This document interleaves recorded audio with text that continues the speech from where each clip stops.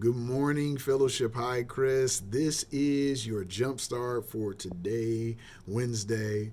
And it comes from John 19, verses 17 through 27. Let's read that together. Carrying the cross by himself, he went to the place called the place of the skull, Golgotha. There they nailed him to the cross. Two others were crucified with him, one on either side, with Jesus between them.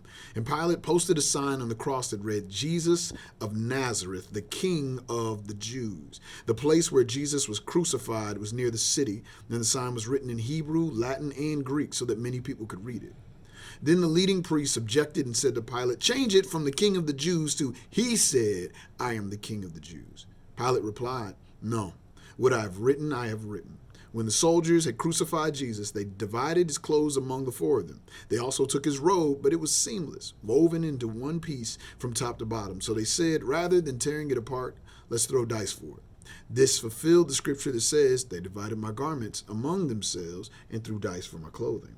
So that is what they did. Standing near the cross were Jesus' mother and his mother's sister, Mary, the wife of Clopas, and Mary Magdalene. When Jesus saw his mother standing there beside the disciple he loved, he said to her, dear woman, here is your son.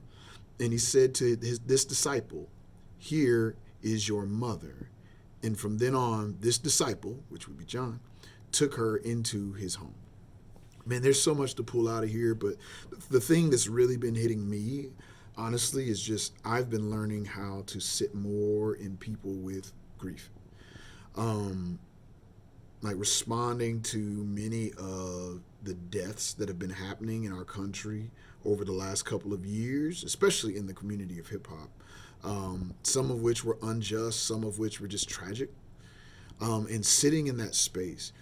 And I think this gives us a great example because as we look at this, this is a horrible scene. And there's so much that we could pull out of here about Jesus being king, about his people rejecting him, about Jesus still taking care of his family, even in the midst of all of this, and using it as an opportunity to grow his disciples. But I think the thing that I always want to breeze past is mourning. And it's important to mourn because scriptures say that those who mourn will be comforted. Those who are his followers who sit in grief about the sinful world around us and the damage that it causes, they will be comforted when God makes those things right. So today, the thing that I just want to pull out is that, man, it's okay to grieve. It's okay to look at something and say, that is horrible, that is terrible, and sit with that for a second, knowing that in the end, it's something that God's going to make right. Continue to power up, pour in, and spill out.